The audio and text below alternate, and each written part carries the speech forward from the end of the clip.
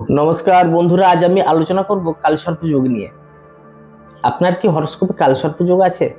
দেখুন, কালসর্প যোগ কিন্তু কম বেশি সব হরোস্কোপেই থাকে। এ নিয়ে ভয় পাওয়ার কিচ্ছু নেই, আপনারা একদম ভয় পাবেন না।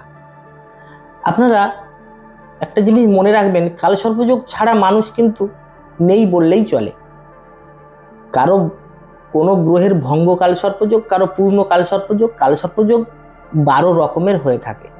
যেরকম আপনি ধরুন, আপনার চন্দ্রভঙ্গ কালসর্পযোগ থাকতে পারে, আপনার মঙ্গলভঙ্গ কালসর্পযোগ থাকতে পারে, আপনার বৃহস্পতিভঙ্গ কালসর্পযোগ থাকতে পারে, আপনার শুক্রভঙ্গ কালসর্পযোগ থাকতে পারে, আপনার শনিভঙ্গ কালসর্পযোগ থাকতে পারে।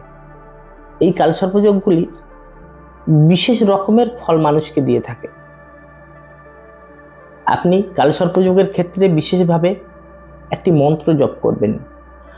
ওং নবকুল লাগায়ে বিদ্মহে বৃষদন্তায় ধীমহি তন্ন সর্ব প্রচোদয়াৎ।